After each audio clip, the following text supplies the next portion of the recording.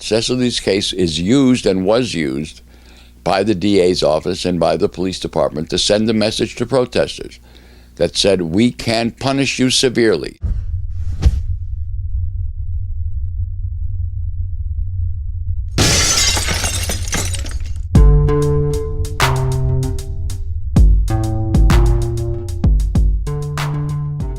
Well, Cecily was convicted on Monday, May the 5th, after about a 3.5 hour deliberation by the jury. Immediately after she was convicted, the prosecution moved to remand her pending sentence. That is, to have her held without bail until the judge imposed a sentence, which he set for May the 19th, about 2 weeks afterwards.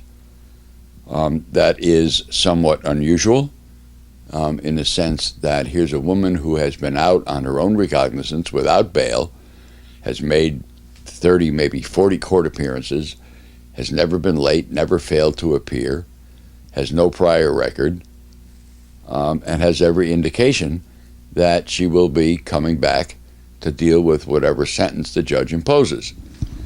Notwithstanding that, without giving a reason, the judge remanded her. That caused an outcry in the courtroom, with a number of Cecily's supporters yelling shame at the judge for having done that. Of course, that didn't change his opinion, and she was remanded and sent to Rikers Island. 2 days later, I went to an appellate division justice to seek bail pending sentence, a specific remedy that is permitted under the New York State statutes. I had an argument with the judge that lasted about an hour on Wednesday morning after the verdict, and that afternoon I got word that the judge had denied the application for bail pending sentence. Therefore, Cecily remains on Rikers Island, the place of incarceration for all inmates in New York City who have not yet been sentenced. I was visiting her there this morning. She's in decent spirits. She has made an adjustment to being in prison that is, in my opinion, somewhat remarkable. But she's a very sensible young woman. She's got a good head on her shoulders. She knows and has adjusted to difficult life situations before and is making the best of being incarcerated. I might also add that in the 2 years that led up to the guilty verdict in this case, the possibility of a guilty verdict is something that Cecily thought about, and thought about the fact that she might have to do jail time for being convicted of a crime of which she is innocent. And that's a realistic attitude. That's a very realistic and a very sensible person who says, this could happen to me, and I'm going to make the adjustment to do it. So she has made the adjustment. She has been getting a stream of visitors. She's been getting support from her family, from her friends, from the support committee, making sure she's got her commissary stuff, making sure she's got the ability to make phone calls, and to keep whatever little bits of sanity that she can. The more interesting thing, though, is on Monday evening, that is, the jury had delivered its guilty verdict Monday afternoon. Monday evening, I got contacted by the wife of one of the jurors in the case to tell me that her husband, who was a juror in the case, was somewhat regretful about his decision, that he was a holdout, but that he and several other jurors had discussed the possibility that Cecily might be facing 7 years in jail, and this freaked them out. Being jurors in New York State, unless it is a death penalty case, jurors are not told what the potential sentence would be. Apparently, on their way to being dropped off at a convenient location for all of them, they started using the internet and found out not only that Cecily had been remanded, but also that she was looking at 7 years. They unanimously, or pretty close to unanimously, decided that that was not something that they wanted. And later that night, I had a conversation with another juror who indicated to me that they were going to write a letter to the judge and tell the judge that as jurors in the case, they did not think that a jail sentence was required nor indicated by virtue of their verdict. The next day, a letter was sent to the judge, and a copy was sent to me, indicating that 9 of the 12 jurors joined in that petition and sent the letter to the judge saying, please don't send Cecily to jail. We do not want her to go to jail. We do not intend it. She should get some form of probation and perhaps community service. This is very much in accordance with the sentencing position that I intend to take in front of the judge. He has a wide scope of what the sentence could be when he delivers it on Monday. If he decides to impose a determinate term of imprisonment, he is compelled to sentence her to a minimum of 2 years in jail, although he could go up to 7, although I really hope that that's not what is in his mind. Maximum sentences are reserved generally for maximum penalties for maximum crimes, and that's certainly not the one that Cecily was convicted of. So he has, if he wants to impose a determinate sentence, and he can impose a 2-year sentence. But if he finds a set of circumstances, given the nature and character of the crime and given the history and character of the defendant, if he determines that the imposition of a determinate sentence of 2 years would be harsh, then he is permitted to go down all the way to time served. That is, he can sentence Cecily to whatever time she has served already.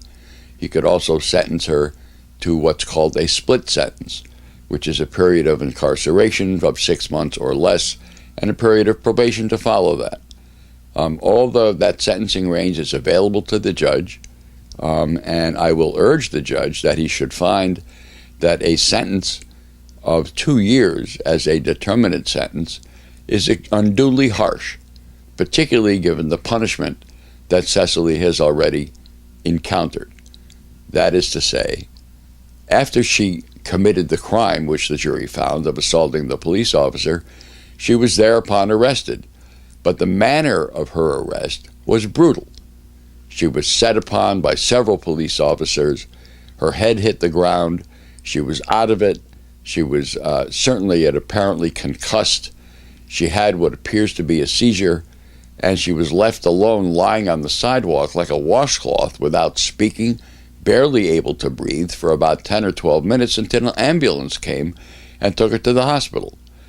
All of that conduct, that is, the way she was assaulted afterwards, the way she was left alone without medical care, the seizure, of the apparent seizure that she suffered, and her subsequent diagnosis of post-traumatic stress disorder, has left her with injuries that are sufficient punishment, and the injuries were delivered as punishment before she even saw a judge.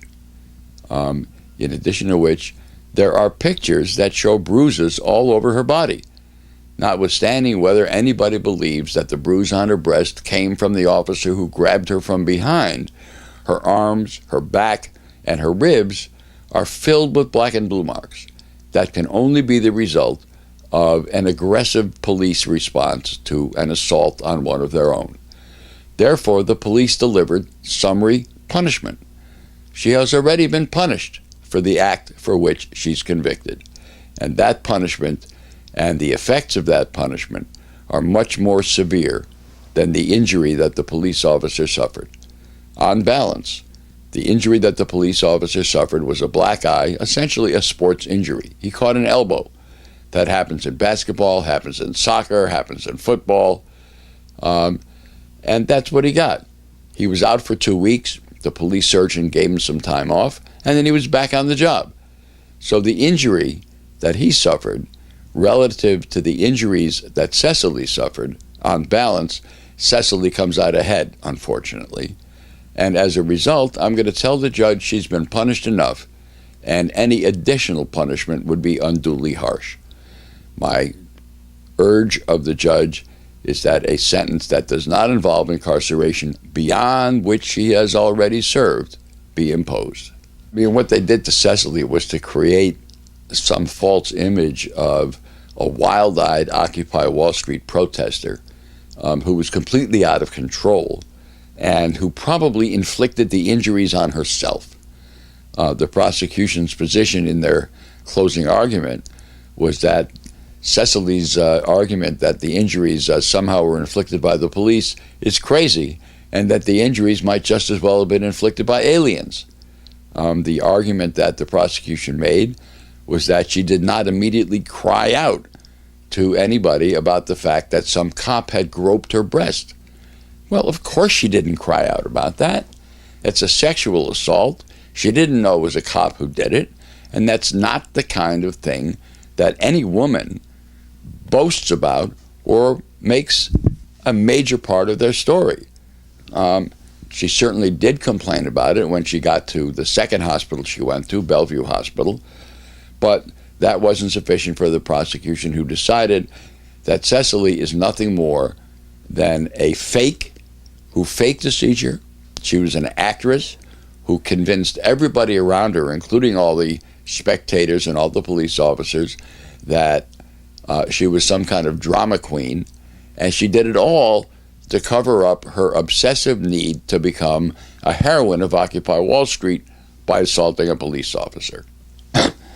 Totally absurd arguments, totally not connected to the reality of who Cecily McMillan is, nor connected to the reality of the unimpeached witnesses who testified at the trial, who saw what kind of terrible shape Cecily was in as a result of her being beaten and brutalized in the course of her arrest. Well, some of his background was allowed as evidence. I was permitted to cross-examine him about his involvement in the Bronx ticket-fixing scandal, where he admitted that he had fixed at least 5 tickets and probably many more for family, for friends, and for himself, as part of a New York City Police Department culture that said it's okay for members of the club to fix tickets. He was disciplined for that. He was suspended from the police force and put on a period of probation. But there were also inquiries that were made of Bovell about another incident where he was involved in an automobile chase of a young man on a dirt bike, and they used their car to arrest the guy. They ran him off the road and caused serious injuries to him. I was allowed to question Bovell about his conduct in connection with that, but I could not prove any of the underlying facts. That's part of the law of evidence. I was also allowed to question Bovell about his own conduct in connection with the arrest of another man in the Bronx, where it appeared on videotape that after the guy was arrested, Officer Bovell kicked him in the head with his foot. He denied having done that, but he did admit that he got a broken foot as a result of that arrest. There was a third area that I was not permitted to question about, and that is the very night that Officer Bovell got poked in the eye by Miss McMillan, he was back in business, taking another protester on the bus who was in handcuffs and throwing his head against the steps of the bus and banging it like a basketball. Total police misconduct and of injuring somebody who is handcuffed. I had the person whose head was banged as a witness for that. I had somebody who was on the bus who was a witness to that. I had all these allegations that said this is the kind of misconduct this officer engaged in. The judge would not even allow me to ask any questions about that. So some of his prior misconduct I was allowed to ask him about. He, of course, denied all of it except for the Bronx ticket fixing. But I was able to ask some of the questions, but was denied the ability to ask the most significant question, and that is what he did that night when he had this so-called injury. The injury didn't stop him from acting out in a very angry fashion, in the same fashion that he acted when he was handling or mishandling Cecily after he arrested her. This is the last of the Occupy Wall Street trials. There were close to 3,000 arrests during the active phase of Occupy Wall Street. Over 90% of those arrests wound up being dismissed. This is some indication that there was what I would call over-policing. That is, they arrested too many people and the cases were really lousy and garbage, and they wound up being dismissed. Cecily's case is not. Cecily's case is used and was used by the DA's office and by the police department to send a message to protesters that said, we can punish you severely. If you dare to act out, you dare to stand up, then we will bring the full weight of the law down on your head. Cecily is the only Occupy Wall Street felony that has gone to trial. It's one of the 2 felonies that actually have resulted in a conviction. Everything else was minor charges. Why Cyrus Vance, the elected DA of New York County, is going forward in such a heavy hand is really a good question. And the electorate who puts him in office really ought to ask themselves, do they want to continue this man in office if what he's doing is using a criminal prosecution to send a message to protesters that say, you better not protest in my jurisdiction or I'm going to come down on you like a ton of bricks. That's clearly a mistake. I mean, the pictures are obvious. He certainly got bruised in the left eye. But when he testified before the grand jury, he talked about the right eye being bruised, not just once by mistake, but 2 or 3 times in response to questions that were asked of him by the district attorney. Now, that's clearly a mistake, but it's just a total sloppiness of the way that the prosecution and the police think they can get away with bringing criminal charges. You don't necessarily need to be as tight as the law should require you to be. Bovell on the witness stand was very calm, very cool, very deliberate, but he told an incredible story about a young woman who was a violent, screaming, yelling protester, when that is completely inconsistent with what Cecily was doing that night. We brought in witness after witness to testify that Cecily was not protesting that night, that she was out partying. She dressed up in green. She showed her friend from college who came in from out of town a good time. They were out celebrating St. Patrick's Day. She was not into protesting that night. She only was in Zuccotti Park that night to meet a friend of hers so they could continue their pub crawl for St. Patrick's Day. She wasn't there to be a demonstrator, so any notion that she would be wildly gesticulating and arguing with a police officer about the police evicting people from the park is just totally inconsistent with what she was doing that day, and it is inconsistent with the character testimony that we presented in court, which pretty uniformly indicated that Cecily is an advocate, and an early and often advocate, of nonviolence as a means of accomplishing political change.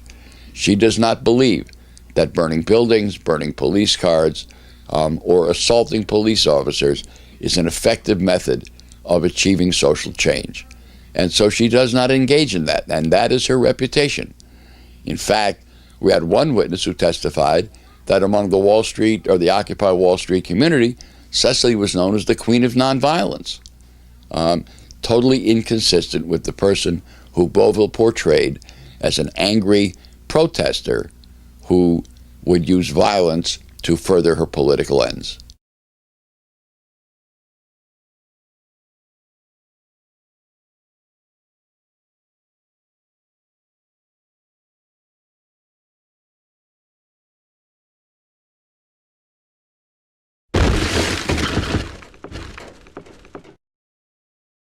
There's this pop culture idea of the trial in America, that the trial is the place where justice is done, where 2 equal sides battle it out to find the truth. And this is such bullshit.